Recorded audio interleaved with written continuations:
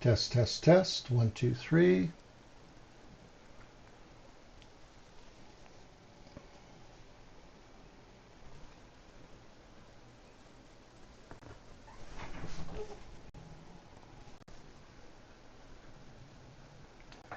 Okay, we are live streaming. I hope everyone can hear me okay. Could you let me know if you hear me fine?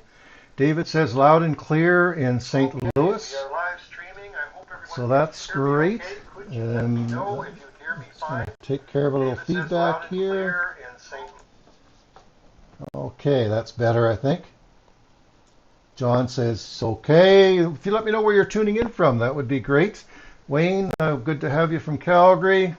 George, welcome. Jack, welcome. Curtis, are you still hearing feedback? I did hopefully solve that. Hopefully solve that. So we're all, yeah, so people are saying it's all good. Elaine from Belgium says sound is good. And Luke from Belgium, great to have you with us. I know Tom Van Noyen will be delighted to have you with us. Dale from Calgary says sound is better. So that's good. And the test will be when I invite David to do his presentation. But I think with Joey's help and Clay Royer, we've got it all settled. So welcome, everybody. We're right on the money here for 11 Eastern. So let me do an official welcome to everybody to our International Online User Group Forum. Delighted to have you with us.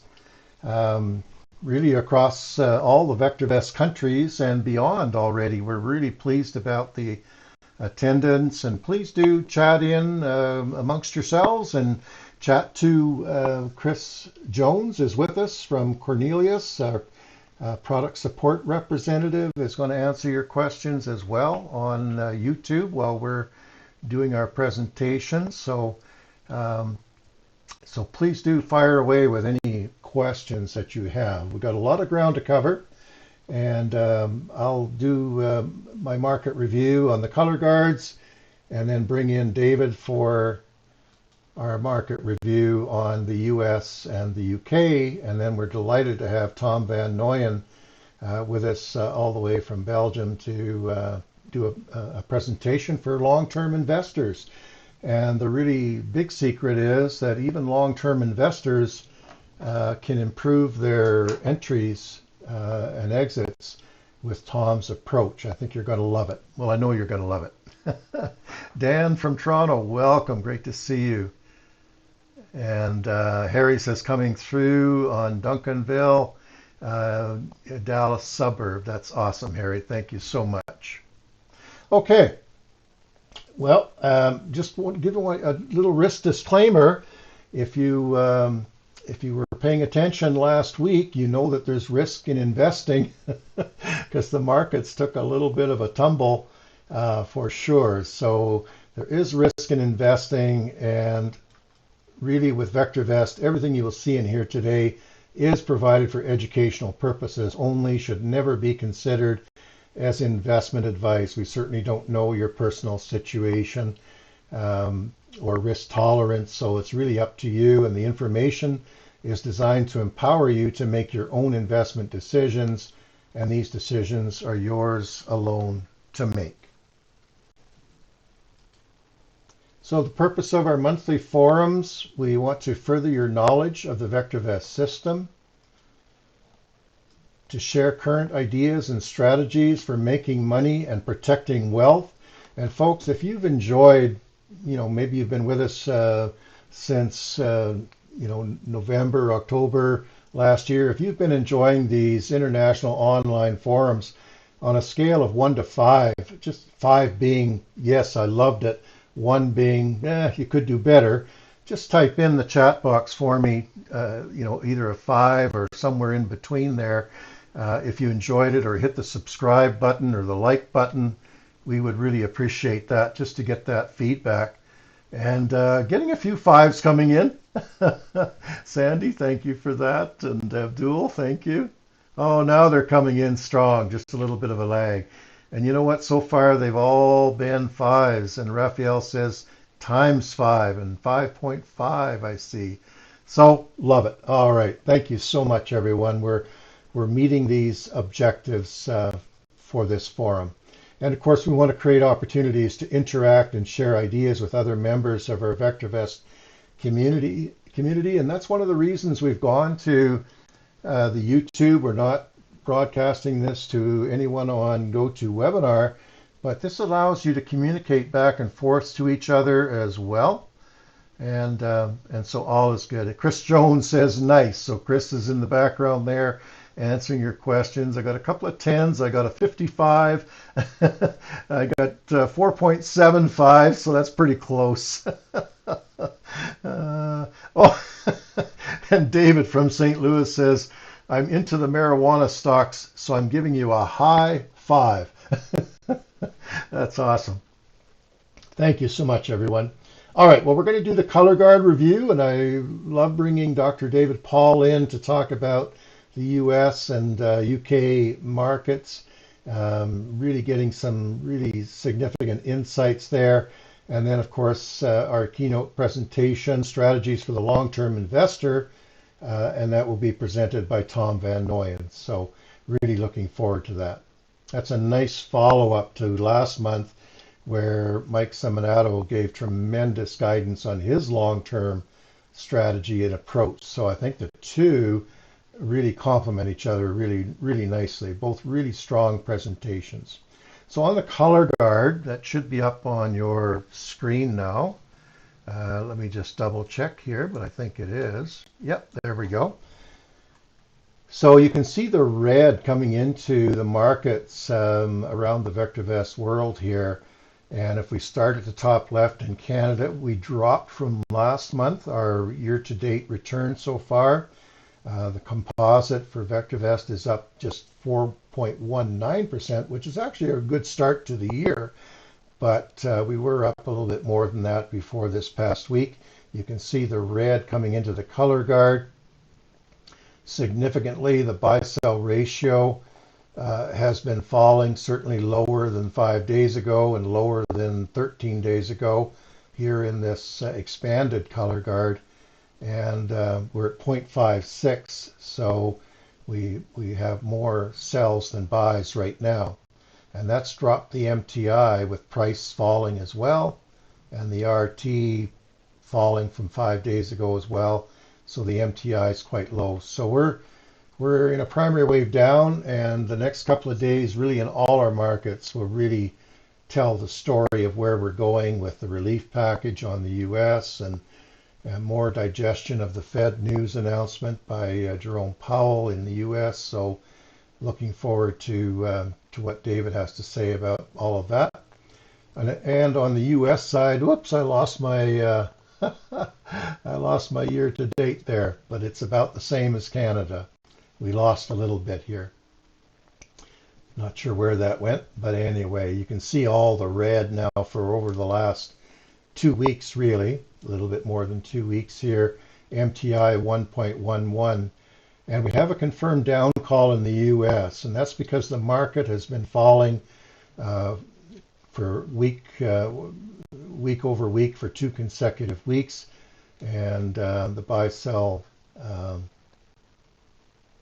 ratio's also been falling. We fell below 1 right here. That gave us the confirmed down call. Nice rally on Friday. Let's hope it continues, but one day does not make a trend. There was certainly some good news on Friday with the U.S. jobs report and the relief package moving closer to approval. So relief and stimulus, I would say. So that's all good. So we're at about just over 4%. I'll fix that up in the slides that I get out to everyone. And then Australia's probably been hit the hardest. They were the first to receive the confirmed down call on February 24th. They've gone into negative territory year to date here, 1.02, lots of red. And the UK also struggling, still holding the confirmed up call. Canada, and I believe it's the same for the UK, we don't see price falling below the 65-day moving average as yet, and that's one of the rules certainly for Canada. So that's why we don't have a confirmed down call, even though the MTI is below 1, and week over week we are lower as well for 2 consecutive weeks. So we could get a confirmed down next week, depending on what the market does, but I don't think it'll be, well, it could be Monday, but more likely a Tuesday if we get another couple of bearish days. So the UK, you'll notice VectorVest does not advocate buying stocks at any time. That's true for, I think, all of our color guard guidance here. Market mildly bearish in some cases, totally bearish in the Australia market, and neutral in Canada. But VectorVest not advocating buying stocks until we see that primary wave go back to bullish again, an up signal. And Europe, again, same situation, momentum with these stars telling us that the RT kicker is showing a lot of momentum to the downside. So we're struggling a little bit in all our markets, so just be a little cautious. And you can see it in our global market review. These numbers in green were a lot higher last month on February 6th at our meeting. And we're currently, we've backed off quite a bit.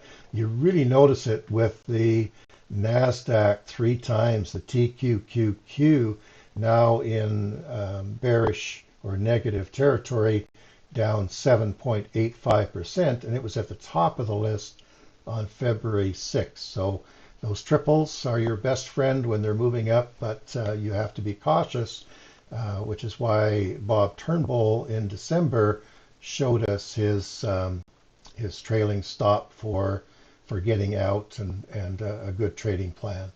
So Canada's moved up a little bit in this list, so that's good to see. Greece is having a good rally here now, so keep an eye on these. This is the 15-day price moves, but not a lot of green in the last 15 days.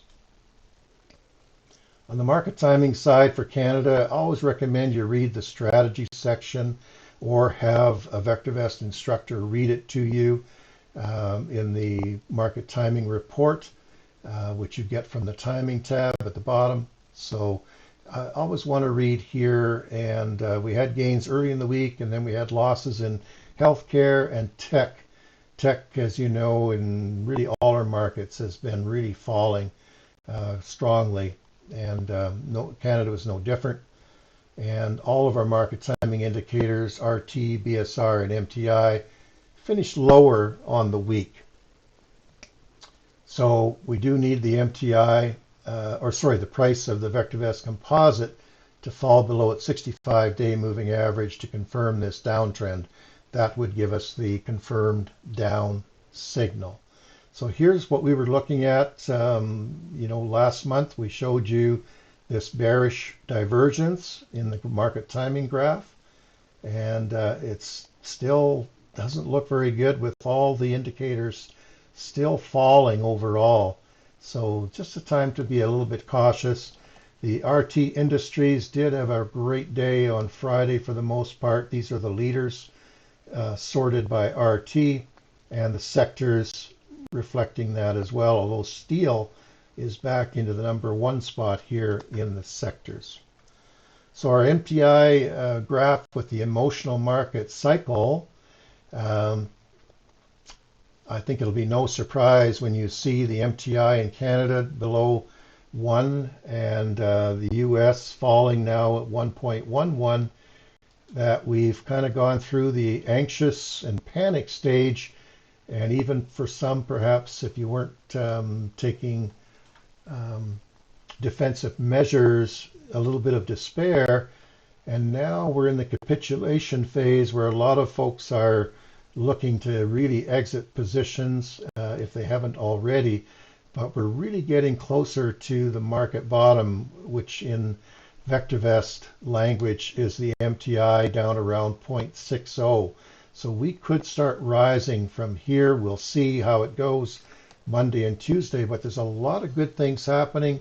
That jobs report in the U.S. side, the earnings, if you read Angie Akers' essay, the earnings have been, strong this quarter overall. So there's a lot of good things happening, and we just need to see where it goes next week. We still need to play defense, I believe. Use caution, protect yourself. But I think, we're getting to the stage where you want to use the weed your portfolio method for your weakest positions, but you don't just want to just sell everything because the market might be falling.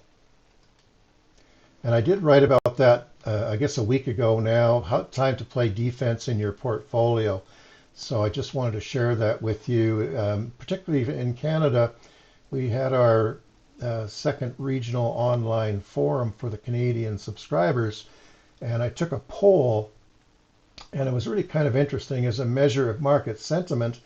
Are you fully invested, holding some cash like more than usual?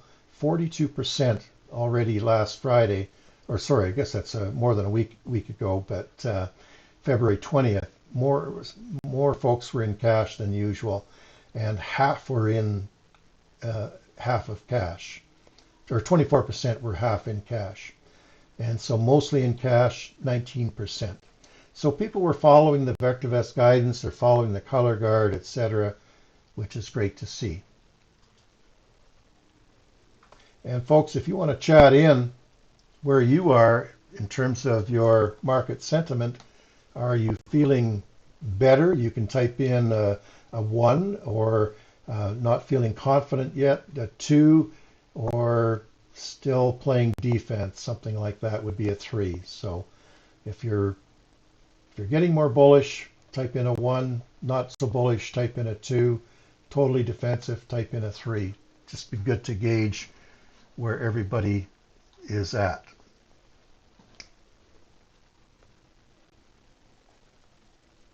Start waiting for some of those to come in. Don't see anybody. Maybe I've lost everybody. I don't know. Are you still with me?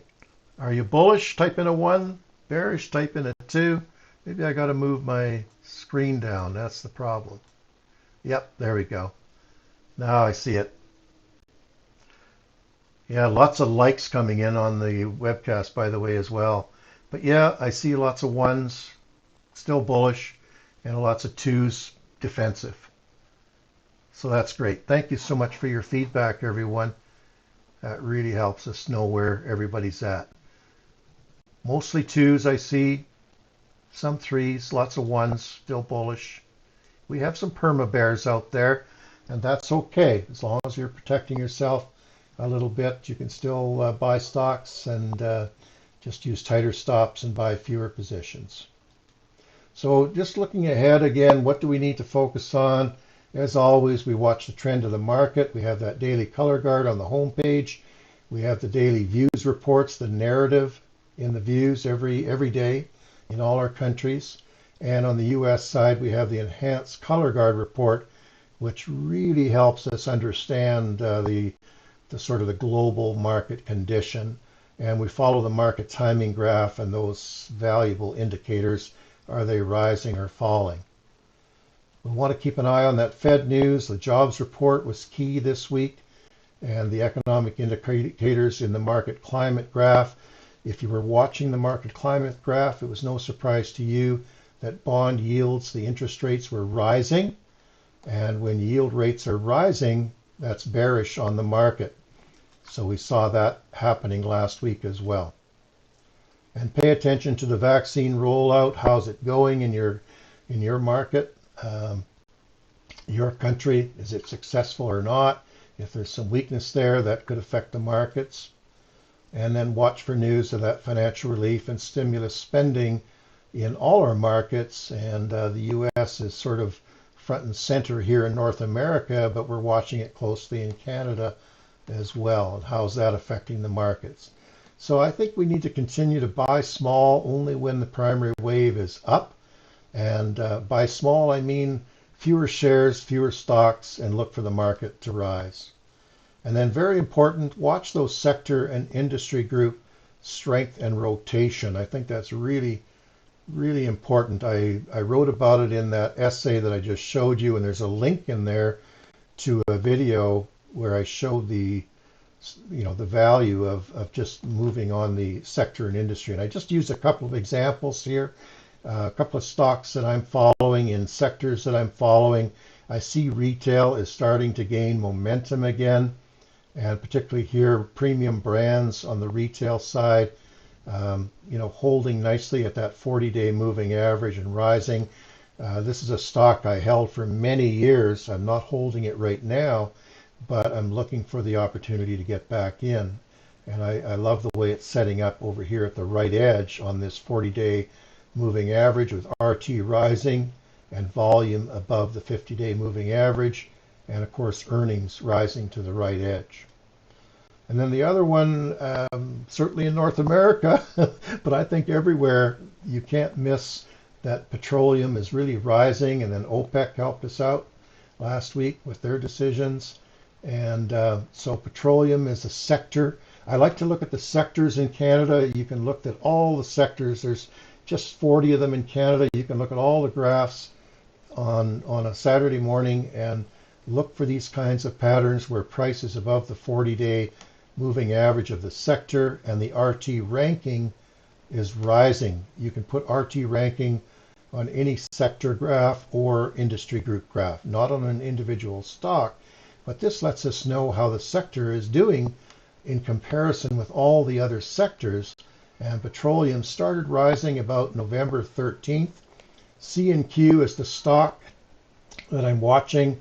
They announced earnings on Thursday, and they increased their dividend by 11%. So watching that one, it's up about 49% since this period. So, this sector graph, I don't know of any other service that has it, but my gosh, is that important or what?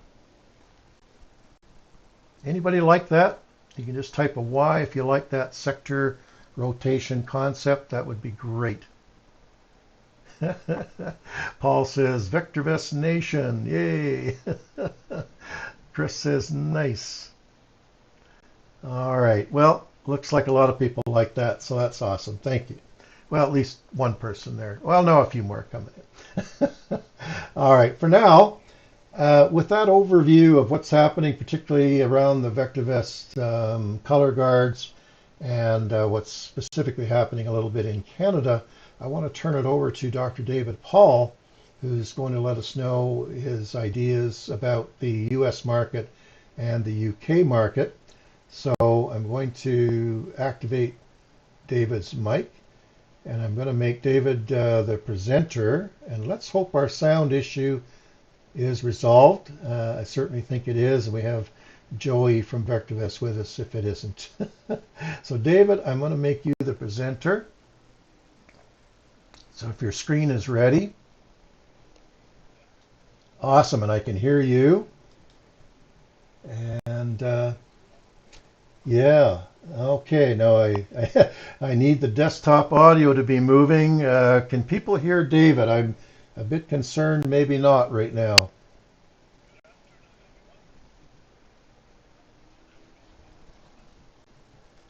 Okay, I'm looking in this chat box just to see. Ah, they can hear you, Dave. Oh, no, no, no. Okay, what the heck? Okay, maybe I gotta. Yeah.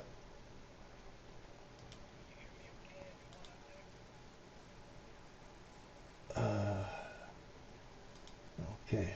No, I'm not hearing you. So I gotta call Joey very quickly and see what's going on. Joey, help. Okay. Yeah, I can hear you. Let me go to my GoToWebinar here. I hear you fine. Yeah, David, David, I can hear you fine. So try again. Gosh, this is the same as last month, so not sure. Change the desktop audio setting. Okay, I will do that. To which setting? Maybe I'll just try a few of them. I don't know. But I'll just keep speaking, David, if you don't mind. I'm going to put on that one. Yeah, Joey's calling me right now.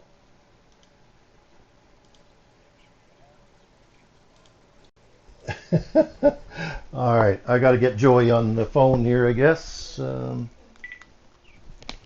Hey, Joey. Yep, same issue as last month.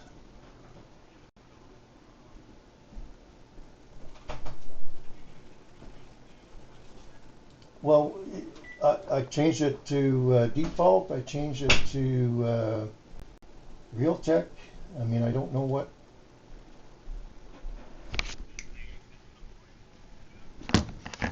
The volume is all the way over to the right. My microphone is still active. Oops, and probably people are hearing me on the. Okay. Um,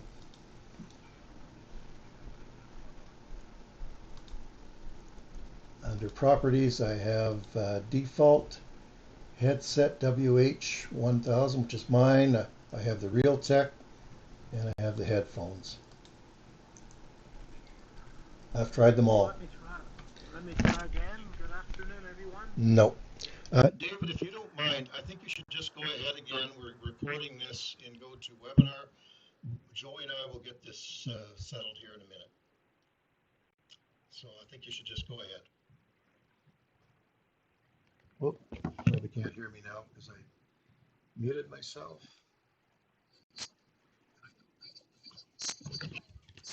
Yeah, if you go ahead, David, and do your presentation, and Joey and I will get this settled out. Okay.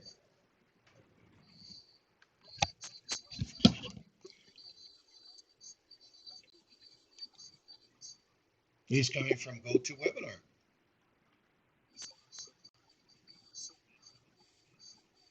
It's coming out of my headset now. Yeah, yeah. And if so I've muted myself on that now.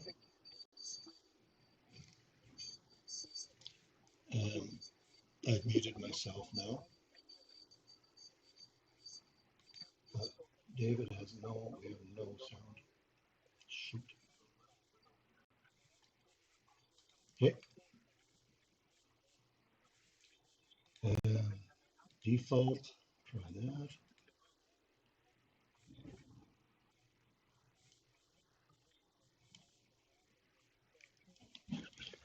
I'll turn my headset completely off here. That'll make a difference.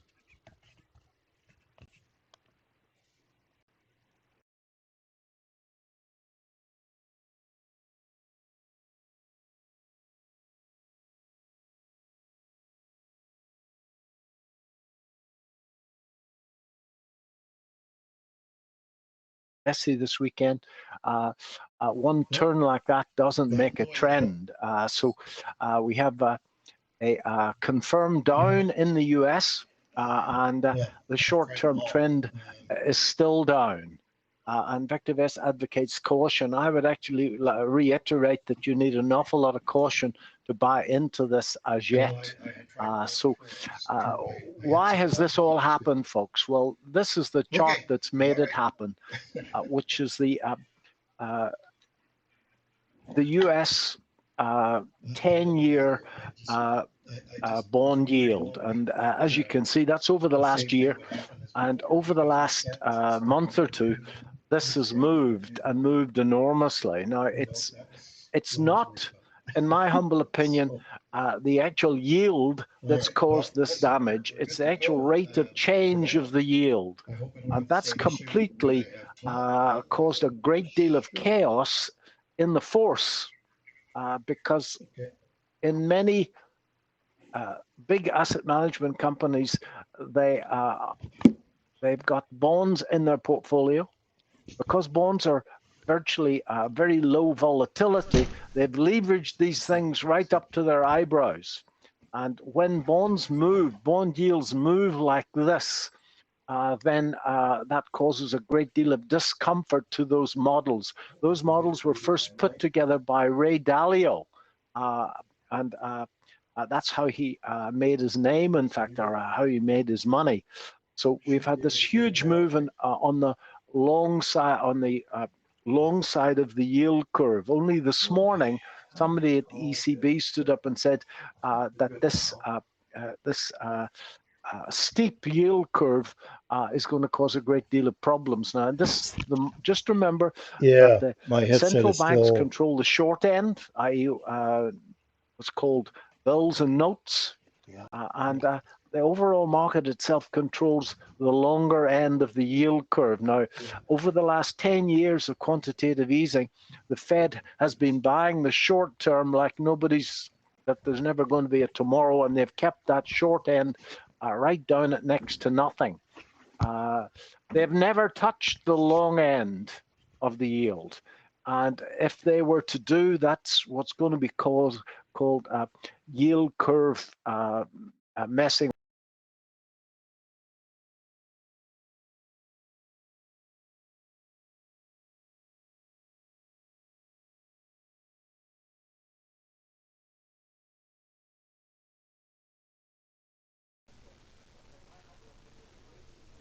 Angst that's been caused over the last week or two in your portfolios has been caused not by the yield on 10-year notes, but by the rate of change of that yield.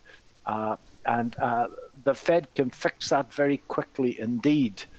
We've got this $2.8 trillion coming into the American economy. It's a huge amount of money. It's 15% of GDP. It's exactly the same as the UK's annual GDP.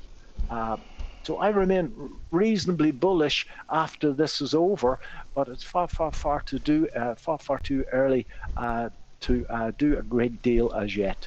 I haven't got any positions in the American market. I cut those, and I had, I think, 3 trades that went against me where I got stopped out at a 1% loss in all 3 of them. That was on PayPal, on Peloton, and on Neo, but I got out with a relatively small loss, which is just fine. So just watch the rhetoric around this yield curve over the next few days. Okay. So that's the US market. That's the confirmed down we got in the US market a couple of days ago. So that's not good. That's just a blow up of that, and as you can see, the market came from this hugely over bought position on the buy-sell ratio, where the buy-sell ratio was above 10, and I wrote 1,000 times that this time will not be different. The MTI, Stan mentioned a oversold level of 0.6, and the MTI in America is 1.11. So we've still got a while to go. It can happen very quickly. And as you can see, we had that beautiful hammer candle on Friday. And many technicians are saying that if you draw a trend line under these lows, this is in fact just a pushback to kiss that trend line. So have a go at that when you get back. I'm actually reasonably positive, but too early to do anything. That's the DEW. The DEW took down, I think, on Tuesday night. I'm doing a precision swing trading course with Jerry and the guys at VectorVest, and my rule in that particular course is that we don't trade the long side on a swing trade unless the DEW is positive. So in all of this, which was since November, there was lots and lots of really good swing trades. As soon as that DEW keels over, then my particular trading plan is not to take any more swing trades. So for a swing trade, I'm looking for the DEW to be up, and the advice on the front page of VectorVest to be saying it's okay to buy shares. When you actually do that, you get very lucky indeed. And that's the short-term trend, and remember for the short-term trend to turn down, the compass should close below the close of 5 days ago, and the last printed signal was there. That would have been a cracking short.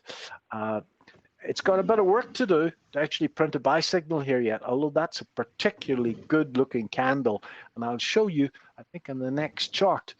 No, that's the S&P 500, and you can see this huge change in direction around my 78% retracement. I'll show you that a little bit.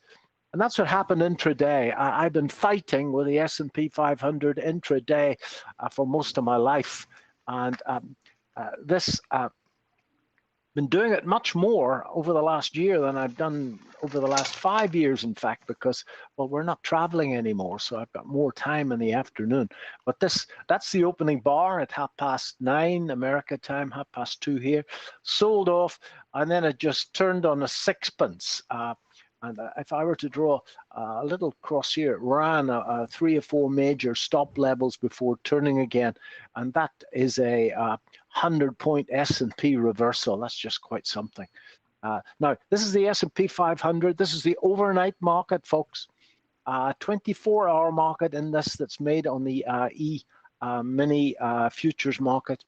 And those poor unfortunate souls that listen to me on a Monday afternoon will know that I keep rattling on about my favorite Fibonacci number, which is 78%. It's the square root of 618. It's a really, really important number in the universe. Your DNA jumps around to it, believe it or not. And that's the 78% of this last range. And it came off that, as you can see, to a tick on Friday afternoon. So that's where the floor trader stepped in. Is this level going to hold? I don't know. I'm personally going to wait and follow the rules, i.e. for my next swing trade, the DEW must turn back up again, and the advice on the front page of VectorVest says that it's okay to buy shares. And when I do that, I get very, very lucky indeed. So just remember that if you do what you're told to do, Santa Claus will bring you presents. So that's the S&P 500. In the UK, well, for once the situation technically a little stronger. Just remember that the confirmed up is calculated a different way in the UK. It's calculated on the MTI, not the buy-sell ratio. But even the buy-sell ratio in the UK didn't get back down under 1. It didn't go negative here. So the advice, and remember, this market was substantially closed well before that big reversal that we saw on the second half of the trading day in New York City and in Chicago. So the advice is not good. Don't buy stocks. Short-term trend is down. Underlying trend is still up, and we've got a confirmed up in place. As I'll show you in a second, the DEW is down. Market's sitting on the February high, and that is the confirmed calls in the UK. And in my portfolio that I'm running in the UK, I'm using the confirmed calls. It's not a swing trading portfolio.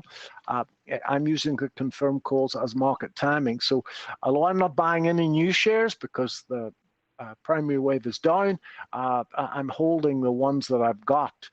A particular note here was this divergence pattern on the MTI, on the buy-sell ratio and on the MTI. This rarely lets you down, folks. As you can see, the price made a double top, but the buy-sell ratio made a falling top. So that rarely lets you down. And that's just the same thing blown up a little bit more. That's the DEW. And the DEW in the UK turned down, and that's been down now. I think it was down Thursday before last, it actually turned down. So for the last week plus, the short-term trend in the UK was down, saying don't buy stocks, the bloody thing's falling. And the medium term was down. So if you were swing trading, you should be swing trading short. But if you're position trading, then it's still okay to hold positions, although don't buy any new positions. That's the sort of rules that I do my best to try and follow. The primary wave ticked up for 1 day here, and then it's now back down again. I would suspect that we'll see a flurry on Monday morning. We'll see what happens when New York opens, but we'll see a flurry of buying on Monday morning. So I'm holding a UK portfolio. The UK portfolio is a little bit mixed. Most stocks are conservative stocks in that they've got an RV or a price appreciation potential of greater than 1. Most of them greater than 1.3. and most of them have got a relative safety of greater than 1.25. Conservative stocks that I bought into way back last April, and most of them are doing really well. There are a few stocks, recovery stocks that I bought, for example, the Builder Bellway that I really like the look of.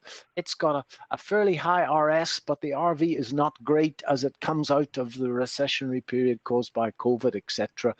And I've taken the odd aggressive stock in this 4D pharmaceutical that is just about to be listed on the NASDAQ. So I've taken a few shares that are much more aggressive. Sylvania Platinum, which is a platinum counter, I know them well, I know the people well, I know the mine well.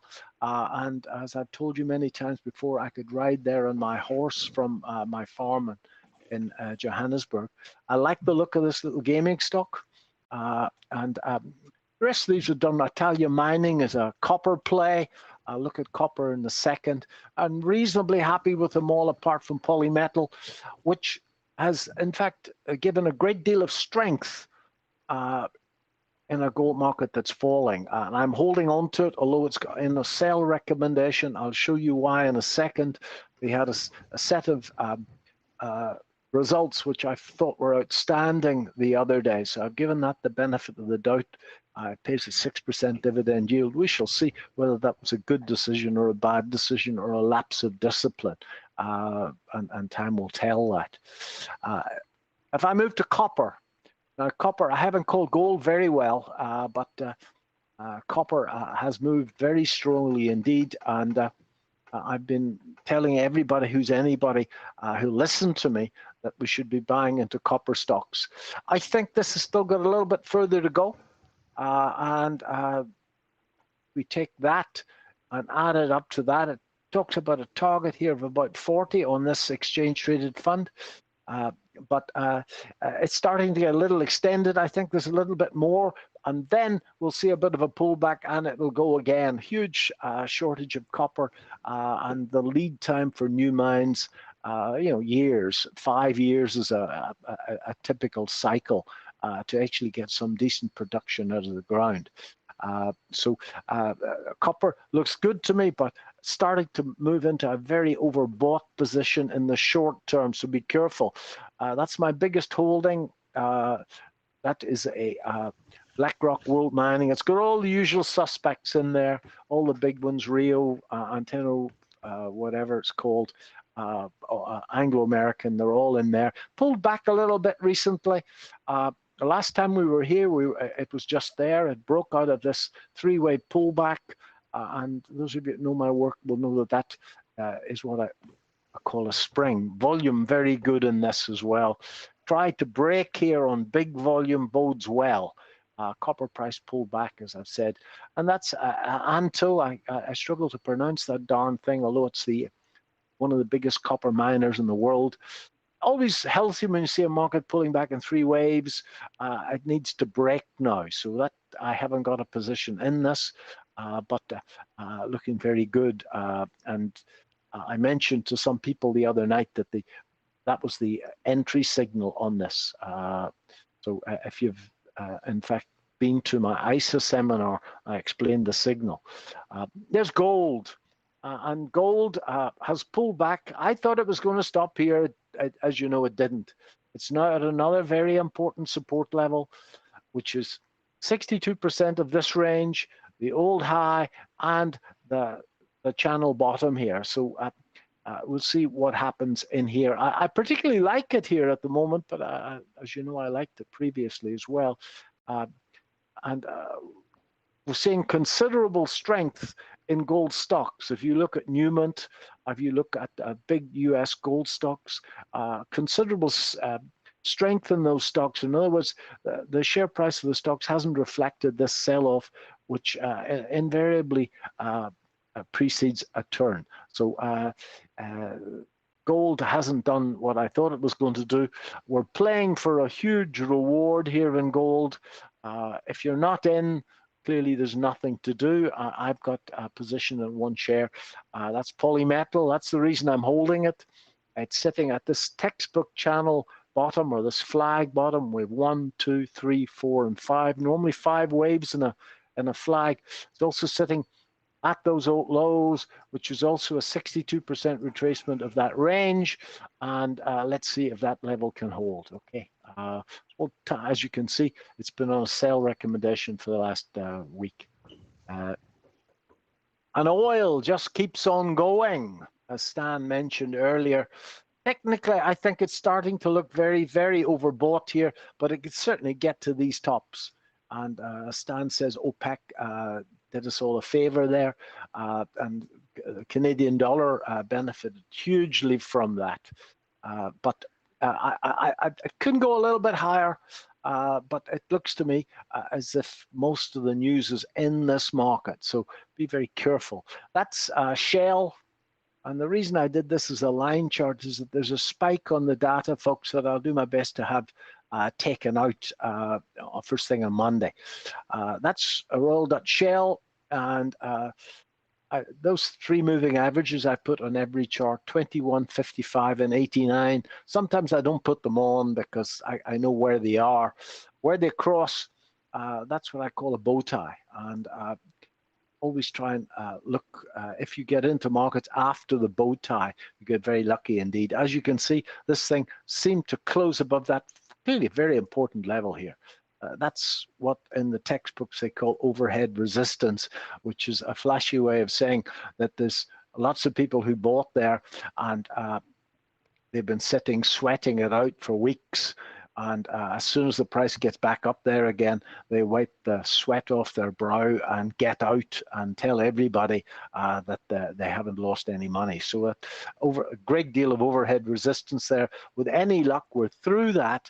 If that were the case, then Shell can actually do this again. And that's about £8. That would take us up to about 22, I calculated the other day. So I think that as long as oil can hold in around those levels, Shell will do that, and do that quite easily.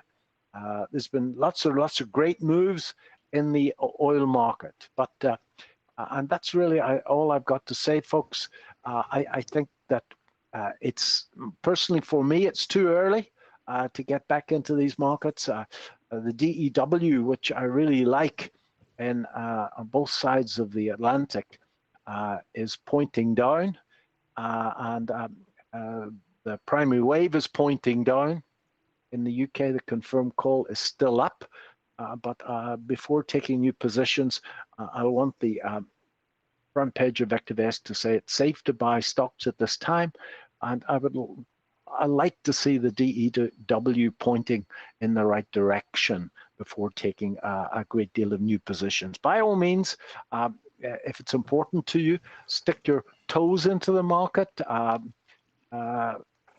in the next day or two, small positions, and if it does go your way, you can always add to those positions.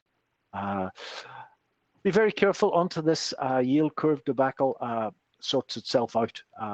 It is my humble opinion that the angst that we've seen over the last day or two was caused by the rate of change of the 10-year yield that completely caused many models of bond market models in the institutions to completely and utterly fall apart. In other words, they couldn't actually get out of those positions fast enough, and that should steady itself out over the next couple of days. But that move in bond rates is something that I haven't seen in a very long time. If the Fed were to touch the long end, that would be quite interesting. Sure. One little, that's what the market was waiting for when he spoke on Thursday, and he said nothing about it. Yield curve control. If you were to mention a syllable of yield curve control, that trade will be front run. They don't have to buy any. The trade will be front run. Okay,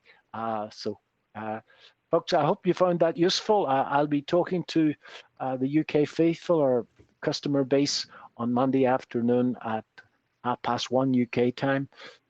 If anybody wants to listen in, you'll be more than welcome. Just send me david.paul@vectorvest.com. Anyway, I don't want to take up Tom's time.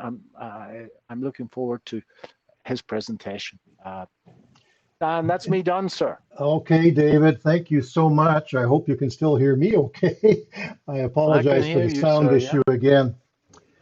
But looks like most people are hearing us okay and all is good. So I'm going to bring Tom right in. Wonderful insights from David, and appreciated the guidance on petroleum and gold in particular. In Australia, Canada, those are our key markets for us. So that was really valuable, David. Thank you so much. And there's lots of opportunities out there, but we just got to be cautious for the time being. And I think these next couple of days are going to be very telling. And as David says, let's look for that color guard and things to turn, at least the primary wave to turn up. So, David, thank you so much. I'm going to make Tom the presenter, and thank you so much again. And we'll look forward to seeing you next month. Thanks, David.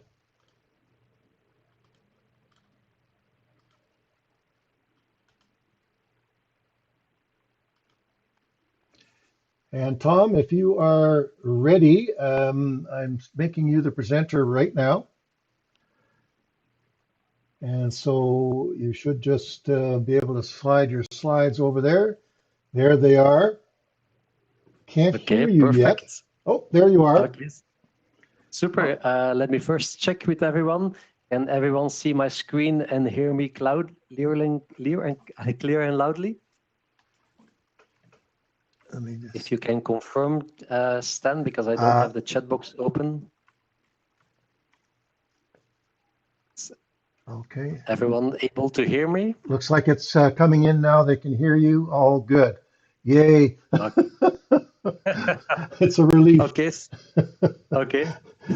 Super. Well, hello, everyone. And thank you, Stan, for inviting me for a guest presentation here at the International Online User Group Forum.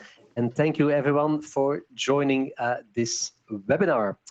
Who am I and what is my background? Very briefly. So my name is Tom Van Noyen. I'm 47 years old. I live in a small town in Belgium, some 15 miles above Brussels. And I work as a consultant for VectorVest Europe. Early 2013, I visited a workshop in Brussels, which was presented by Susan Hayes-Culleton, the managing director of VectorVest Europe. I was intrigued. Not only did I take a trial, I immediately wanted to try it out for an extended period. So I signed up for an annual subscription. And 1 year later, 1.5 years later, in September 2014, I started as a VectorVest user group leader in Belgium. We started very small, but the number of subscribers increased significantly. And 1 year later, I was asked if I could present VectorVest workshops instead of user group meetings. I gladly accepted that opportunity. And nowadays, I work as a consultant for VectorVest. Until Corona came, I presented on a regular basis workshops at 8 different locations in both Belgium and the Netherlands. Since 2016, we also have broadcasts in Dutch.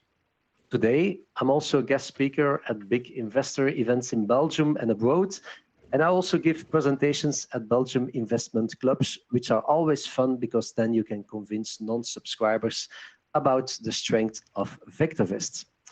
November 2019, I was invited by Stan to speak for the International Online Forum, and I'm honored to be your guest speaker again today. VectorVest in Belgium and the Netherlands. This is how it used to be before the pandemic. We used to have workshops each month, so at 6 locations in Belgium and also at 2 locations in the Netherlands. Twice a year, we are present at big investor events in Belgium as well. And here you can see some pictures of it. We've seen a nicely growth of the VectorVest community in Belgium and the Netherlands. And despite the fact that it wasn't always easy to invest in the European markets the last decade, we proved that VectorVest is a very powerful tool. And that's why our numbers of subscribers have increased significantly. But in March 2020, our life completely changed because of Corona, and all our physical workshops were cancelled. I've only been able to present workshops last year in September and October, but then came the second wave of Corona here in Europe, and everything was cancelled again. But we still want to remain in touch with our customers, and last March, the European team quickly decided to organize more webinars. So the workshops, they still went ahead, only they were streamed live from my home. We also had extra webinars, Dutch webinars, several Q&As, and so on. Now, most Belgian subscribers, they love to come to the workshops because they also get to meet other investors. They like to talk about investing after the show with each other. And I'm very hopeful that from May on, the end of May, we can organize workshops again in Belgium and Netherlands. So for all our subscribers over here, keep a close eye on your mailbox for more information or check the website regularly. Okay, what are we going to do today? Well, this is the agenda. First, we are briefly going to talk about how investing in Europe looked like the last 18 years. Then I will present a strategy which is very well suited for long-term investors. And you'll have the scoop because just this week, we launched a new model portfolio in Europe, VectorVest Europe, with this strategy. It might be interesting to try out this strategy also in other databases. A good strategy must have a nice compounded rate of return, not too many transactions a year, and limit the maximum drawdown too. The strategy must also be able not to pile up losses during severe bear markets. Well, the strategy which I will present today fulfills those requirements. Third on the agenda today is that you'll have a look at the workshop competition that we organize since last year, both in Belgium and the Netherlands. And finally, for today, I will be talking about my favorite US strategy. In my previous guest presentation for Stan, I presented that search, which is programmed within VectorVest USA. Now I've deleted one parameter and I did the backtest again and will discover the results today. This is how the VectorVest composite in Europe looks like since 2005. And fair is fair, it has not been easy to invest in Europe since 2007. In the US, the markets peaked in October 2007 before it collapsed during the financial crisis. In Europe, the market peaked a little bit earlier in July 2007. And I've drawn a wide horizontal line, which you see here, since the peak of July 2007. And you see that it took us more than 10 years before we were able, with the VectorVest composite, to break through the previous high. And in January 2018, we sold off here. The last months, as you probably remembered, we sold off a correction of almost 20% in the last 3 months of 2018. Now, as most markets did, Europe recovered nicely in 2019. The VectorVest composite even had new all-time highs, but then came Corona. And Corona, what did it mean for the Belgium index, Corona?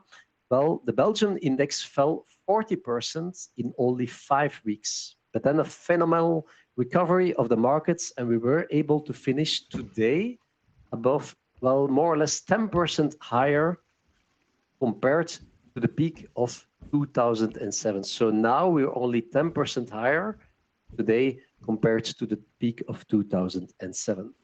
If you think this is a weak performance since 2007, well, wait until you see the graph of the Euro Stoxx 50. This is a chart of the Euro Stoxx 50, the index of the 50 main stocks in the Eurozone. As you can see, the Euro Stoxx 50 peaked here in 2007.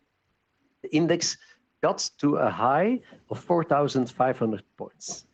As of today, more than 12 years later, the market is still only at 3,669 points. That means slightly less than 20% of its top in 2007. So the period 2008-2018 was a lost decade. But if we are going to look at a longer time span, here I go back to 2002. Well, that won't make you happier as an investor. As you can see, the Euro Stoxx 50 today is at the same level as it used to be in 2002. We are talking about no returns, exclusive dividends in more than 19 years.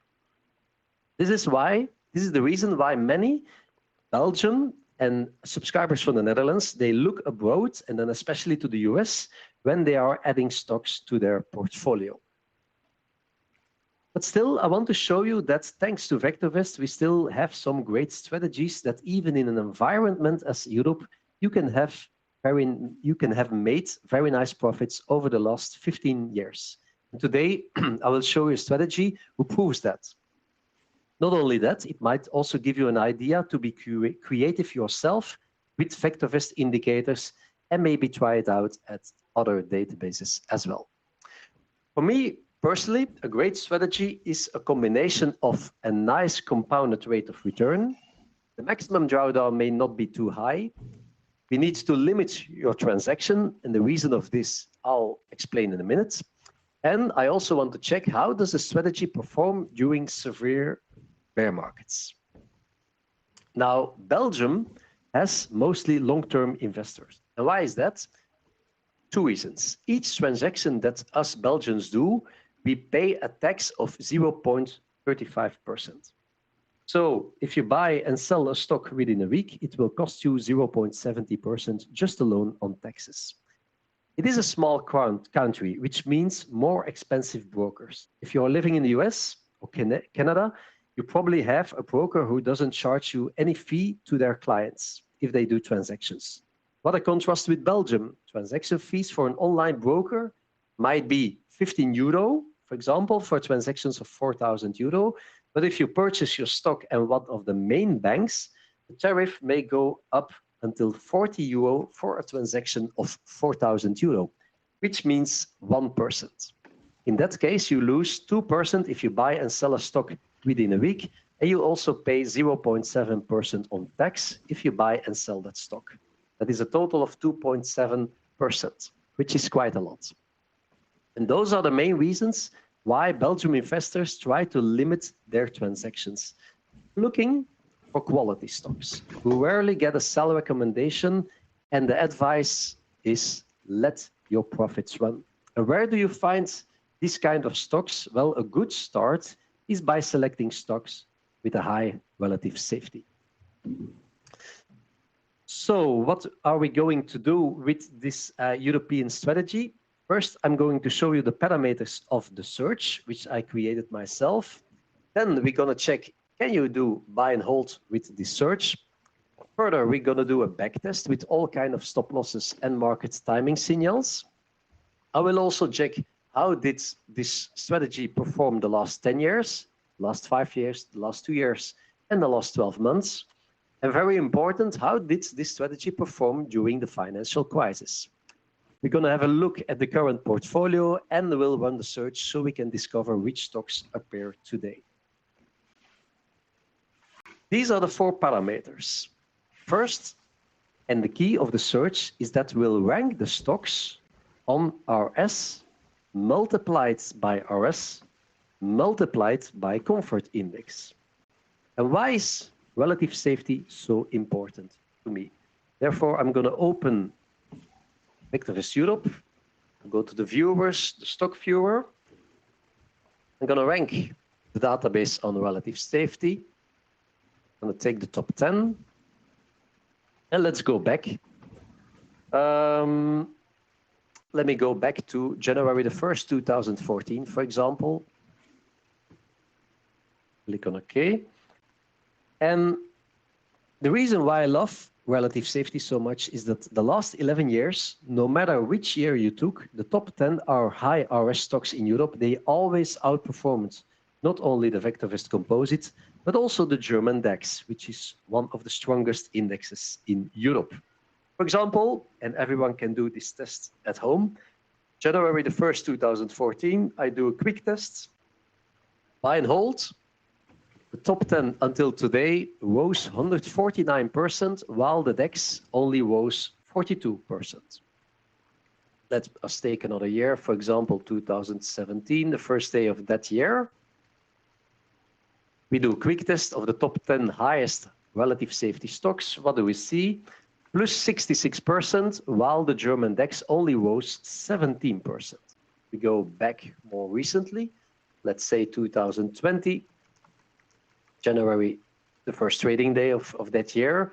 Until now, then we see that the top 10 highest relative safety stocks are up 30%, and the German DAX is only up 3%. So therefore, for me, relative safety is very important. And that's why I did relative safety multiplied by relative safety. But I also included comfort index. Why is that? Well, not only fundamental analysis is important, but technical analysis too. A long-term investor is looking for stocks with nice, steadily rising graphs, and also not too much volatility. You can find these stocks easily by looking for stocks with a high comfort index. Stocks who are able to resist severe and lengthy price declines, a pure technical indicator, because the comfort index is based solely upon stocks' long-term price history. So I will include comfort index by ranking the whole database on relative safety multiplied by relative safety multiplied by comfort index. So how do you build this RS by CI yourself in VectorVest? Well, you can do this by yourself with the custom field builder. I'll quickly show you. You go, for example, into VectorVest Europe or another database. You choose Tools, you select Custom Field Builder, and here at the Custom Field Definition, you have to build whatever you want. So in this case, RS, you go to Fields, Capital Appreciation, Relative Safety. Multiplied, you click here, back RS, Capital Appreciation, RS. Then again multiplied, and then we need to add the comfort index. So Fields, Capital Appreciation, Comfort Index. The field name appears automatically. If you want to change it, that's possible. You can change it here. And then the only thing that you need to do is validate and save. Now I already saved it. That's why I got this message. So once that is done, then you can edit within your stock viewer. How do you do that? You go on a stock, no matter which stock. With your right mouse, you click, you select layout, and you'll see here at my custom fields, RS multiplied by RS multiplied by comfort index. You click on this arrow, so it will appear here. Columns in grid, you confirm it OK. And then you'll see here that I have RS multiplied by comfort index. Okay. I'll go back to my slides. And what is the rest of the search? Well, it's a very simple search. As you'll see, the average volume needs to be above 50,000. The price, split adjusted, needs to be above 5. Now you'll see if you run the search today, all stocks appear with prices 60, 70, 80, even 200 euro. So 5 might seem very low, but because we are going for RS stocks, those are safe stocks with many times large market capitalization. So the price will more often be above 80, 90 euro. But I've selected minimum price at least 5 euro. And the last is the earnings growth needs to be above 5%. So that's the search. Now, before I start running backtest, after creating a strategy, I always check, does this work very well by just doing buy and hold? And how do I do this? Well, I run the search on each of the last confirmed calls up. So I select the 5 stocks who appear on top after I run the search. Then I do the quick test until today. We keep the 5 stocks pure buy and hold, no stop loss, which I don't recommend you to do, but it's just for testing. You can then compare to the VectorVest composite or to an index, the German DAX, whatever you prefer. Now, I did prepare my presentation, today's presentation. I did prepare that early this week, so I ran the backtest to Monday, March the 1st. Now, you see that here at the bottom.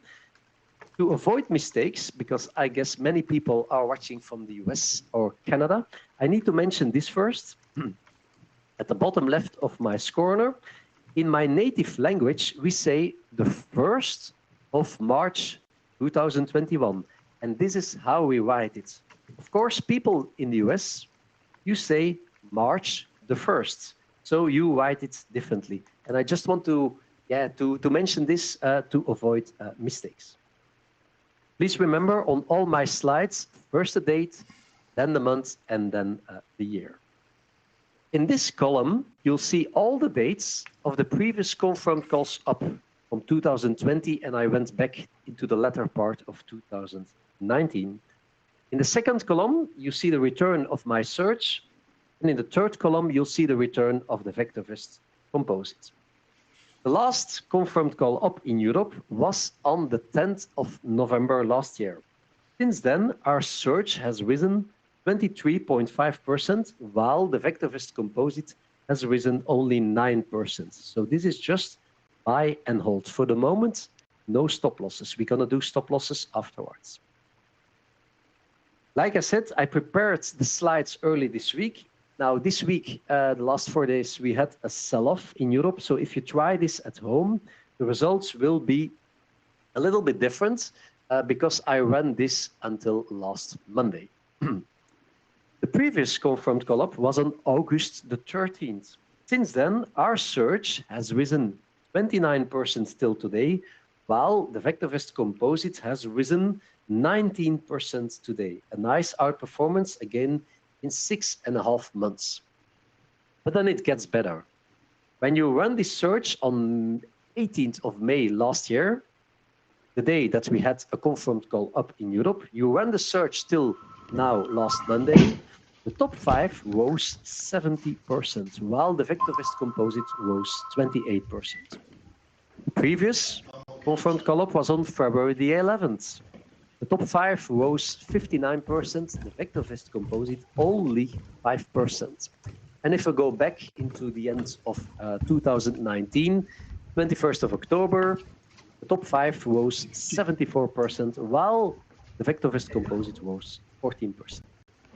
If I see results like that, then I get in a good mood, because then I think, okay, we might have some great strategy, and let's do backtests.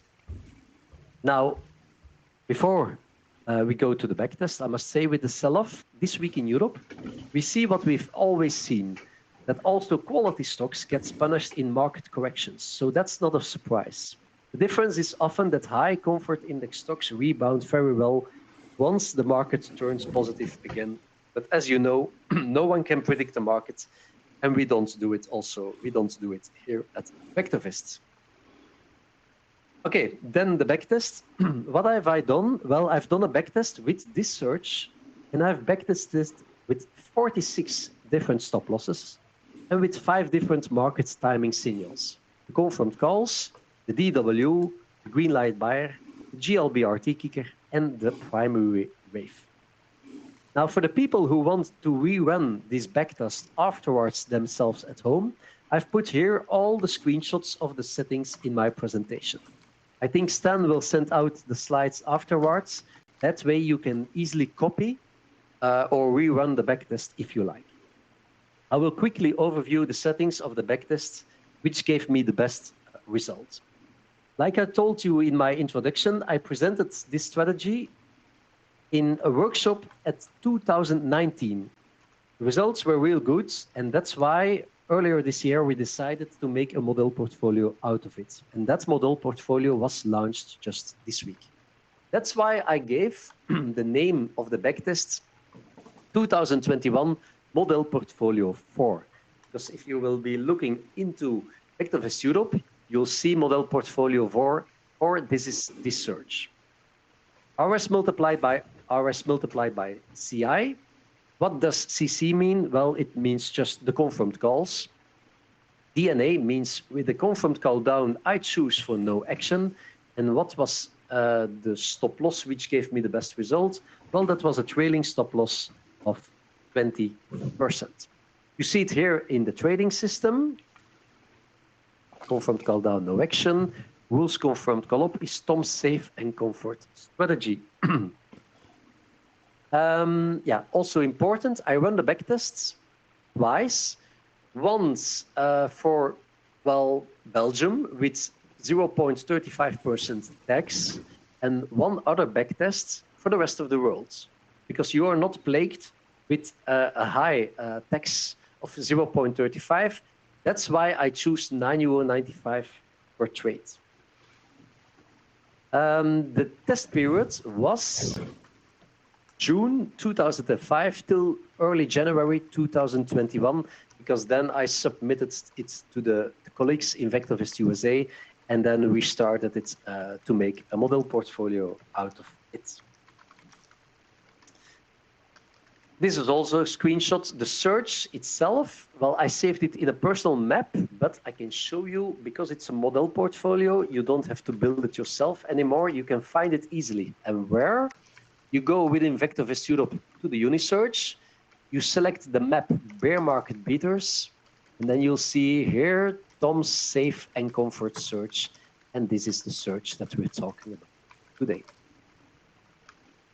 The stop loss is a trailing stop loss of 20%, and I simulate intraday stops.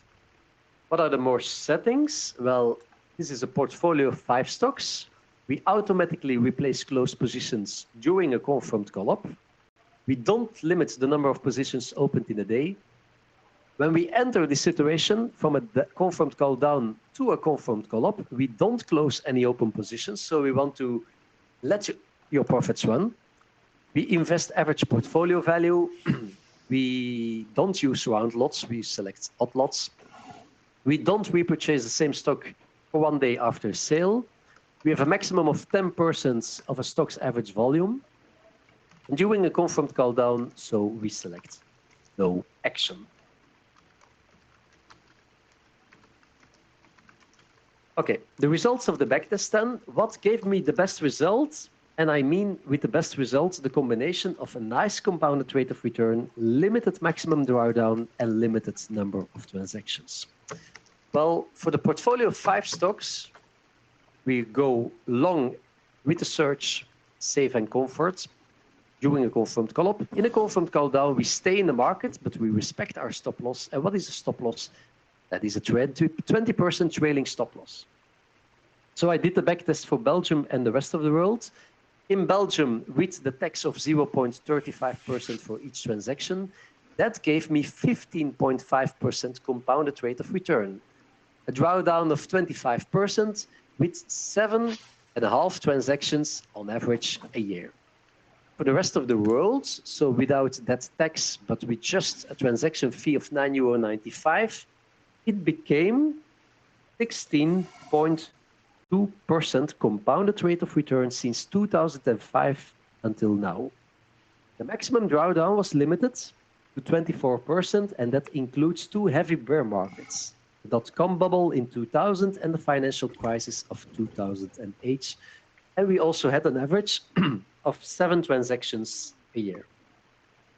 This is a screenshot of the backtest. How do you read it? This is the name of my backtest. So you see that we used the confirmed calls. We started in June 2005. We ran the backtest until early January 2021. €100,000 became €1,040,000. 60% of our trades were winners. Total gain loss was 940%. This is the total commission. This is the compounded rate of return.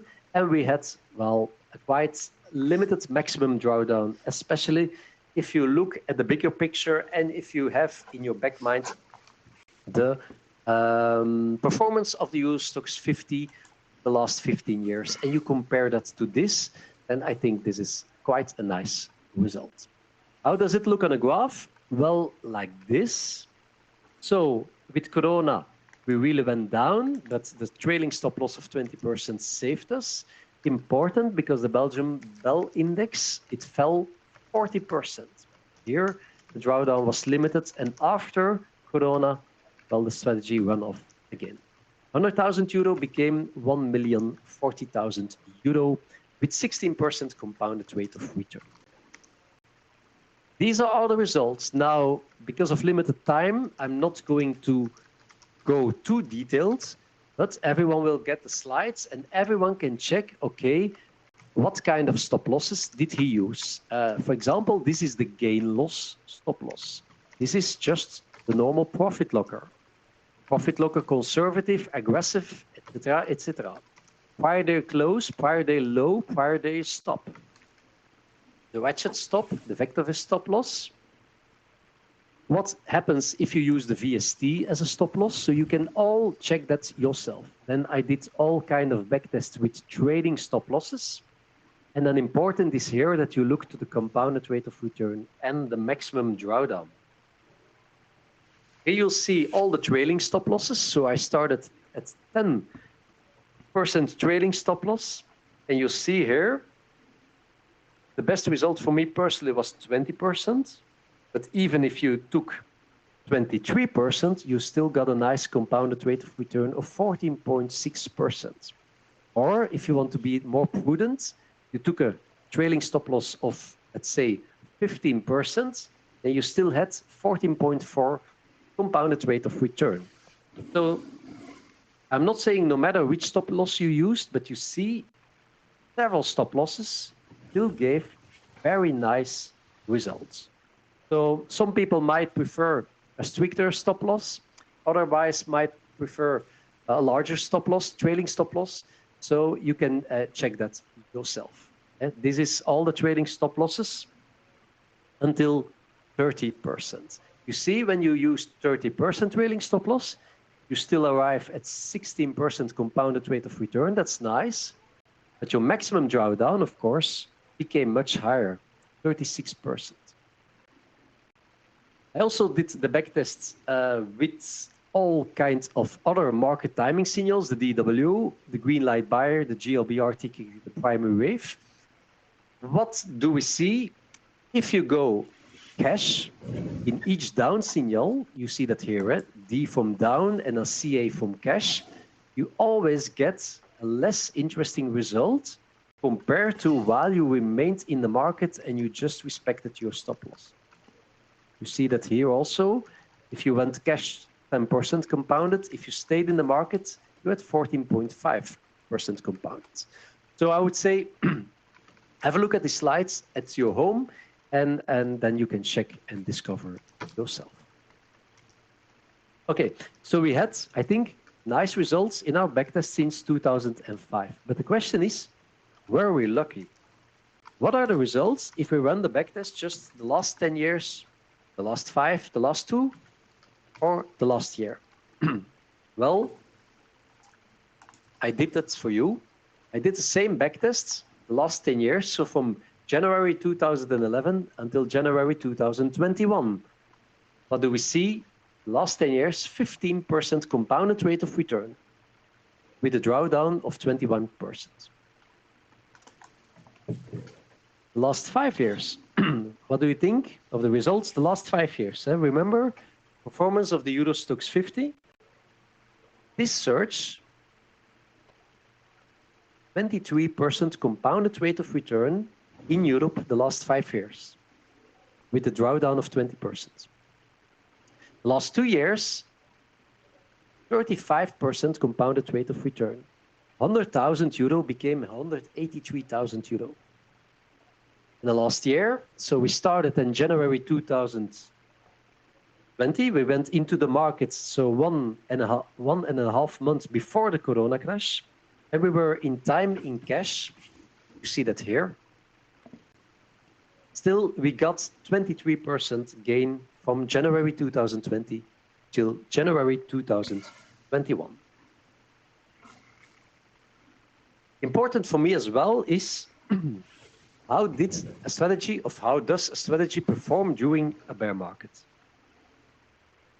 And in case you forgot what damage the financial crisis did to the stock markets, the VectorVest composite in Europe fell an unbelievable 63% between the peak of July the 9th in 2007, and the bottom, March the 9th in 2009. During that span, the VectorVest composite fell 63%.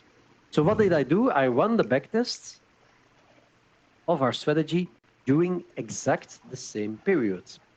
And these are the results. We entered on the 9th of July 2007. We stopped the backtest at the 9th of March 2009.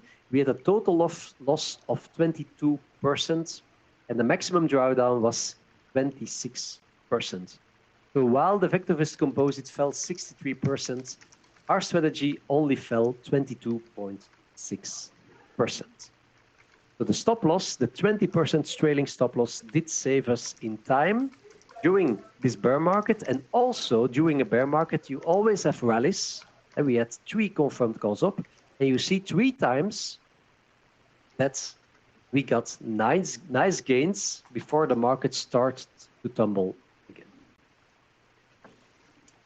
So to summarize, what is this great strategy for me? Well, that is a combination of a nice compounded rate of return. The maximum drawdown may not be too high. You need to limit your transactions, and you need to limit the damage during bear markets. And this strategy fulfilled all these points. Of course, as you know, success in the past is not a guarantee for success in the future. Then we're going to see what is the current portfolio. So therefore, I'm going into VectorVest Europe. I go into portfolio. I have saved it here in my portfolios. Here. Or you go to VectorVest portfolio and you see here model portfolio 4, which was added just this week. And you see, this is the graph. This is the graph. You can make it larger. And these are the current stocks. Now, this stock will be sold early next week because it went to the 20% trailing stop loss. Okay, so everyone can check these stocks. Which stocks do appear today? Therefore, I go into the Unisearch. So Unisearch, Tom Safe and Sound Search. And then you'll see these stocks. Now you'll see the relative timing of almost all these stocks is below 1. All those stocks have been hit pretty hard last week and the last couple of weeks. But they still have a nice high comfort index and a nice high relative safety. So once the market turns, it might be interesting to have a look at these stocks again.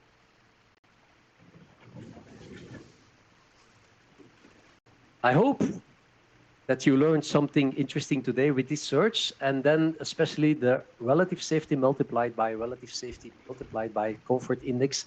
Maybe it's something that you want to use yourself in other searches too. Searches from VectorVest or searches that you create yourself.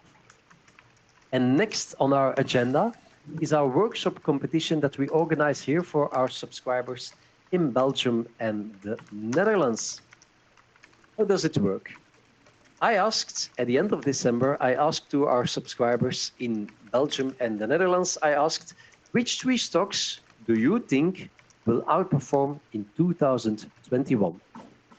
Who might participate into this competition? Well, all visitors of all workshops in Belgium and the Netherlands. Those are 8 locations, but I added a 9th online. You always have people who are unable to come to workshops because of their work, because of their disabled or other reasons, health reasons, and therefore they were allowed also to participate.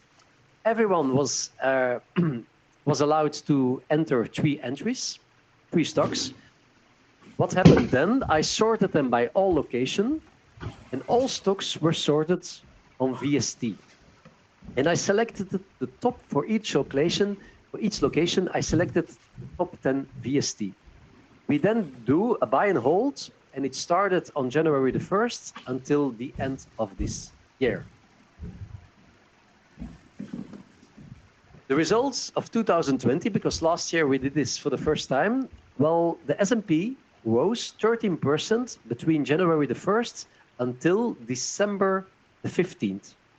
Why December the 15th? Well, that's the day that we ended the competition, because we announced the winner in the webinar on December the 16th. The S&P rose 13%. And what about the results of the 8 locations with VectorVest subscribers? Well, we're going to have a quick look. So I open VectorVest Europe again. I go to the viewers. I go into my watch lists. 2020. I select Eindhoven. Oh, of course, I need to open it in US. That's an important detail. This is about US stocks. An important detail that I forgot to mention. I asked to people, which 3 US stocks do you think will outperform in 2020? So I changed the dates into January 2020. And then we do the top 10. So the quick test top 10 until December. I must change the final date. December the 15th, because that's the day that our competition ended. If I do run the tests, then you'll see that the top 10 stocks, which were submitted by subscribers who come to the Eindhoven workshops, the top 10 rose 95% compared to the S&P, which rose 13%. We have really 3 winners in this group, and that was K92 Mining, a stock which will be very familiar to many of the people who attend now. They also had Tesla in portfolio. Yeah, that doesn't mean any more explanation. Tesla rose last year 635%. And also ServiceNow. ServiceNow with the ticker NOW rose last year 81%. Another example is Mechelen. So I select Mechelen. That's also one of the 8 locations. What did they do? From January the 1st, 2000 until December 15th, their top 10 rose 90%. There was no Tesla in their top 10. No Tesla. But they did have K92 Mining. They had a stock GSX, which rose 148%. And they had the stock, can you imagine, Digital Turbine. It rose last year 556%. And I remember recently, 1 or 2 weeks ago, it almost hit €100. And someone selected it at €7. So back to my slides. These are all the results from all the 8 locations where I have my workshops. And you'll see that 7 of the 8 locations performed way better than the S&P 500. The top 3 had really nice performance. So congratulations to them. Which were the strongest performers in 2020? Well, as you saw, Tesla, Digital Turbine, and someone from Bruges selected Trade Desk stock, which rose 243%. So we'll run this test again this year. This year we'll have a prize. The winner gets a free entrance to the Tampa 2022 live stream course. How do we determine the winner? Well, of course, the subscriber with the best performing stock in 2021. If there are several subscribers with the same stock, then we're going to look at the best location. And if we still have several people, then an innocent hand, and I think it will be my son of 3 years old. He's quite innocent, well, most of the time. I think he will pick then the winner, in case it's necessary.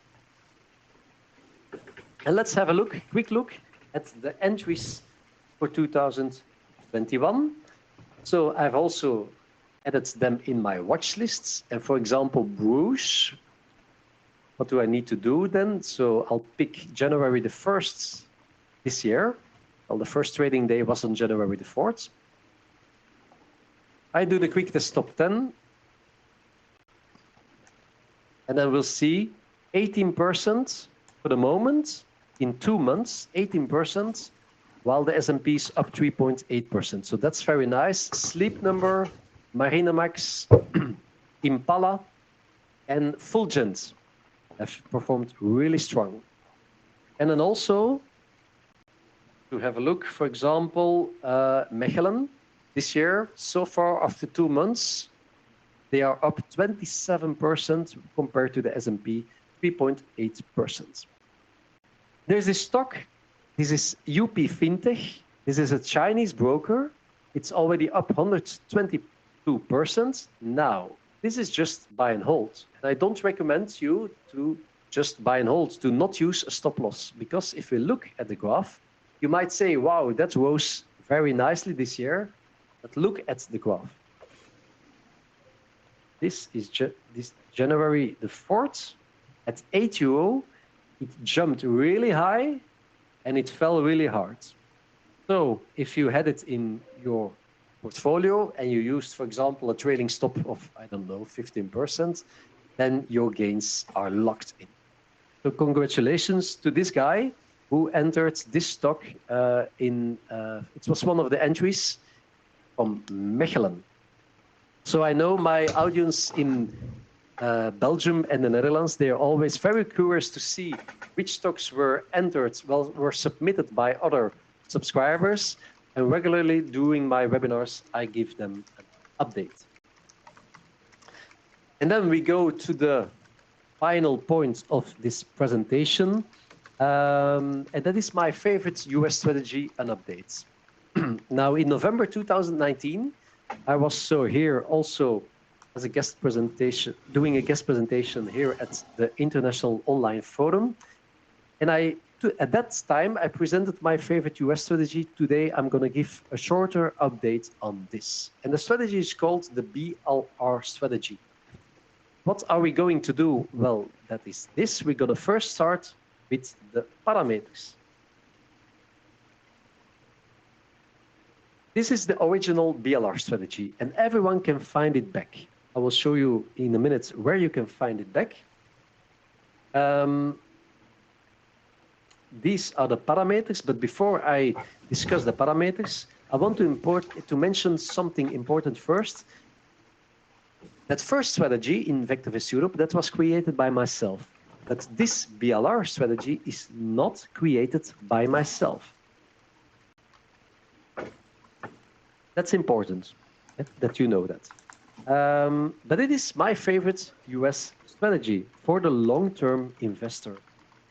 It is a strategy where we rank the results on relative safety descending. And yes, it is a strategy from the Worry-Free Investing Challenge, which was organized by VectorVest in 2016. People who've been subscribers for many years, they will surely remember the Worry-Free Investing Challenge from 2016. Every subscriber from the whole world was allowed to submit his own search, and that was then backtested during a certain time, and then we had a winner with a nice, got a nice present, etc.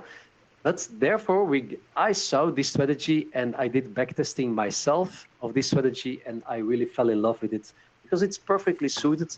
My opinion, it was perfectly suited for the long-term investor. Now, of course, as you will see, it gave nice results in the past, but it is, of course, not a guarantee that it will give nice results in the future. So if this guy, this gentleman who created this search is looking, he might be watching at this time, I don't know, but please remember all credit goes to him. And in case you wonder what BLR stands from, those are the initials of the subscriber who invented this search. I backtested it 5 years ago. I absolutely love the strategy. So I first presented it in a workshop in Belgium and the Netherlands in September 2016. These are the parameters. We need an actual price above $100. The 50-day moving average of the average volume must be higher than 1 million. So we'll be getting large companies. The stock must be listed on the Nasdaq, the New York Stock Exchange, or the American Stock Exchange, and the stocks must be optionable. We exclude all ETFs. The sales growth of the last 12 months must be positive, and a technical entry point, the stock price today must be higher than the stock high of 1 day ago. So the stock price today must be higher than the highest price of yesterday, intraday. Where can you find it? In VectorVest, the original BLR strategy, you go to VectorVest USA, you go to the Unisearch, you'll have a map, searches Worry-Free Investing Challenge, and here you'll find the BLR strategy. Now, I decided to make a modified version of this. And I decided to delete just one parameter. And what did I delete? Well, it was the last parameter, the technical parameter. I deleted that parameter in this modified version. And the reason was I wondered if I could improve the backtest results. And the answer is yes and no. Yes, I was able to improve it in a backtest between 1996 and 2021. So that's great. But no, I was not able to improve it in a backtest of the bear market 2007, 2009. First, what results give the modified BLR strategy when you just buy and hold it? Purchase the top 10 stocks on the first day of a new year and buy and hold it till today. So this is the 4th of January 2010, as we say here in Belgium. So January the 4th, 2010. If you run this BLR modified by Tom search, until today, you have a return on average 1,030%. Now I can say Apple and Amazon were in it, so that explains a lot. S&P rose during this span 244%. 1 year later, 2011 till now, till the 1st of March 2021, plus 421%, so that's more than double compared to the S&P 500. And you'll see just buy and hold that we always easily beat the market. We will go the last 5 years, you'll see that we also, each time, we beat the S&P 500. Okay, we did a backtest. I did a backtest from 1996 till 2021. BLR Tom, so that's the modified version, from 96 till 2021. I used the confirmed calls. In a confirmed call down, I chose for no action, so I stayed in the market, but I respected my stop loss. And what is the stop loss? A trailing stop loss of 25%. I'm running out of time, so I will just show these slides that you can copy it yourself once you receive the slides from Stan. Stop loss, 25% trailing stop loss with a maximum loss of 25%. Portfolio of 10 stocks, you should just check afterwards all the settings. Confirmed call down, we leave all the existing positions open unless the stop criteria is met. We do not open new positions. What are the results? First, for Belgium, with a tax of 0.35% for each transaction, we get 16.8% compounded rate of return. The drawdown is 26.5%. In a portfolio of 10 stocks, we only do 11 transactions a year. The rest of the world that you will see here, 17.2% compounded rate of return, 25% maximum drawdown, and an average of 11 transactions a year in a portfolio of 10 stocks. What is impressive to me is that the strategy only does 11 transactions a year. Now, during bear markets, our portfolio was 100% totally cash. That means in some years, you did 20 transactions, you were cash, and with a confront call-up, you bought, again, 10 stocks. That means in other years, you didn't do many transactions. And also remember, the return is exclusive dividends. Most high relative safety stocks pay a dividend, and those dividends are not included in the total return. This is a screenshot of the backtest, so 17.2% compounded rate of return with a maximum drawdown of 25%. How does it look like on a graph? Well, this is for Belgium with the tax. And this is for the rest of the world without the tax and just the transaction fee. PLR Tom, we are in VectorVest USA. We use the confirmed calls. In a confirmed call down, we use no action. We have a 25% trailing stop loss, 17.2% compounded rate of return. The maximum drawdown is 25%. And I run this backtest until March. Now, how does this strategy perform during bear markets? And then I noticed that my version did less well compared to the original BLR strategy. This is first my modified version of BLR. We entered the market on October the 15th, 2007. That's the day that the S&P peaked. We exited the strategy on March the 9th, 2009. That was the bottom. Our strategy fell 28%. The S&P fell 55%. But the maximum drawdown for our strategy was too high, 35%.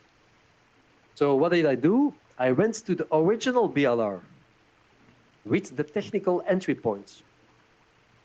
And when I run that backtest from October the 15th, 2007 till the bottom, March the 9th, 2009, we only lose 16.7% with a maximum drawdown, which is also limited, while the S&P fell 55%.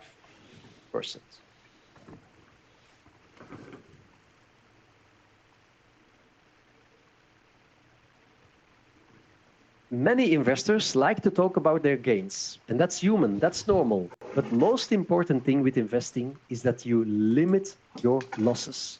And this is what this original BLR strategy did during the financial crisis. Even during bear markets, you can have market rallies. You see it here. You have market rallies here. And as you remember, the low from the S&P was on March the 9th, but you can see that this strategy was already climbing way before the low of the markets. So it's important that you have a great strategy, strong search, that even during bear markets, when you enter the markets, that you can build up nice gains. Let's have a look, and we're almost there. Let's have a look at the current portfolio. Which stocks are today in the portfolio? Therefore, I go to VectorVest USA. I go to portfolios, my portfolio, and where is it? It is here, 2021 March, BLR Tom Stan. So which are the stocks? This is the graph. Which are the stocks now in portfolio? Adobe, Gediens Design, Costco, Edu, Edwards Life, Facebook, Alphabet, Lowe's, Nvidia, and Taiwan Semiconductor.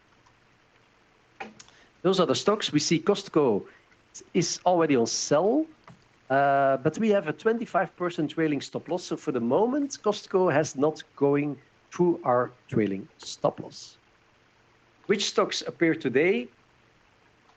And that's the last thing that I'm going to tell.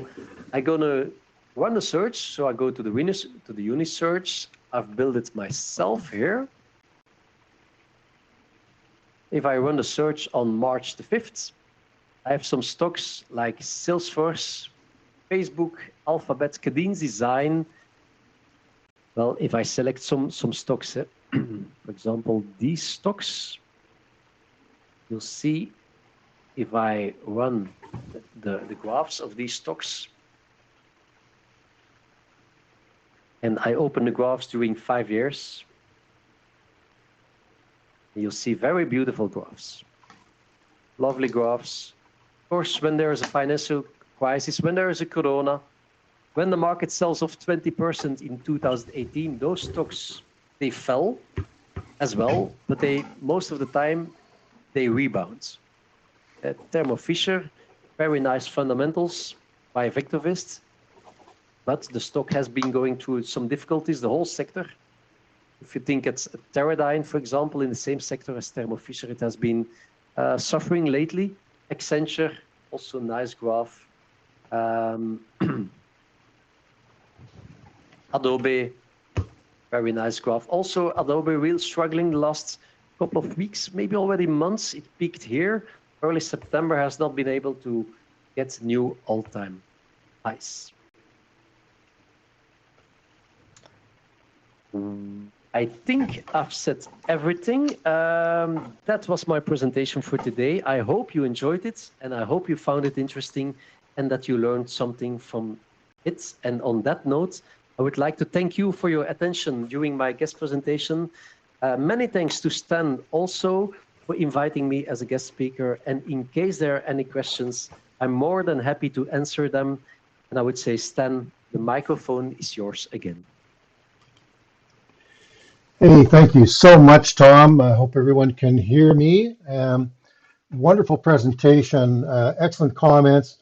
The people loved the search, the new search that you created, and the rationale for doubling up on the relative safety just makes so much good sense for the long-term investor. And while you were presenting, David C. went back and did some testing, and it improved his results almost twofold on his strategy, he said. So that's pretty darn good. So thank you so much again, Tom. Greatly appreciated. I don't think there were any major questions. It just, you just covered everything so well, and I don't think we have any major questions, so that's greatly appreciated. Yeah, Fergus is asking, how did that first search work in the US? And Tom, you did make an adjustment, and did it improve things? Again, I might have been typing while you were commenting.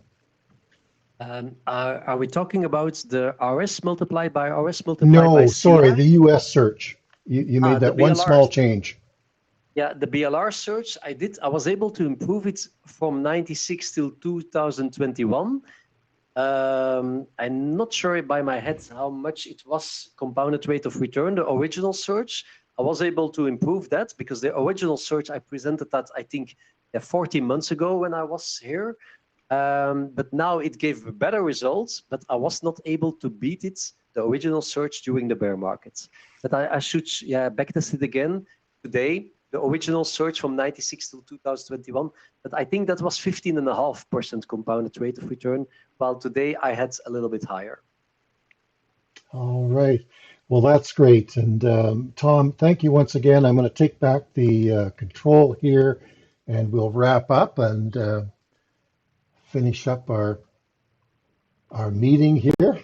So I've got to zip through a few slides, and just to wrap up here. By the way, everyone, Gary Gill chatted in, and maybe a few others, that the Senate has passed the 1.9 trillion relief bill.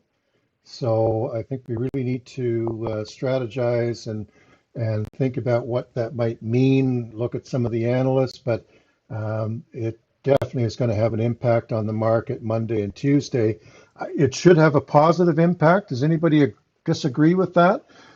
Type in a quick P, maybe not a P, but type in a 1 if you think that Gary's news on the Senate COVID relief bill will be positive, and a 2 if you don't think it'll have any impact.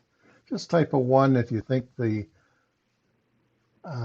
information on the Senate will be positive. Brian says 1. Michael from Ottawa says buy. 111s. Lots of folks are thinking this is going to be very, very positive. Yeah, Chris from VectorVest says 1. You know what, I don't, I see Don saying it too. Be interesting, Don, if you have a comment on why, and Edward also a two, and MR, if you have a reason why you think this will be negative for the market. It's certainly going to add to the debt. There's no question about that. But in terms of spending, it's going to people who really, will be spending, not hoarding it away. No buybacks, no, nothing on the corporate tax side of things. This is going to go to people that need, that need to buy things. Claude, thank you. He says it's already priced in. That's what his thought is. So that's a consideration. And Fred says debt, print money, printed money can't last forever. So we might get a little boost, and then people will assess, and we'll see where it goes from there. The biggest thing is watch the color guard, look for that primary wave up. If you have real time, we may get it Monday if it's perceived to be bullish. But I would still say, buy small, play a little bit of a defensive mode right now until we see some green in the color guards. Yeah, and Mark says could be inflationary, and that's certainly true. The inflation numbers in VectorVest are rising already with a negative impact on VectorVest. So yeah, so thanks Gary and others who shared that information. It's going to give us lots of food for thought on the weekend. For those of you that are new, you can certainly try VectorVest for 30 days. Just call us at 1-888-658-7638. And if any of you are having any trouble with the search that Tom shared with us, 1-888-658-7638, or that'll definitely get you going. You can email support@vectorvest.com, but you probably won't get an answer that way for a day or two next week. And if you wish to get the slides and you're not routinely getting the slides from me, you need to just quickly email me at stan.heller@vectorvest.ca, and I'll be sure to get you the slides going. I hope to get them out today, but more likely it'll be tomorrow. We've got some family events planned today, so it's going to be a little bit challenging, but what a great deal of food for thought from David and Tom. Some great strategies that we can all test out in our VectorVest program and check out the graphs. So I want to thank everybody for attending again and your patience with the sound issues. I was fairly confident we had it resolved. Didn't kind of pan out the way I expected, but we'll keep working on it and see if we can make it even better. So thanks everyone, and we'll look forward to seeing you next month. So take care. Have a great rest of your weekend.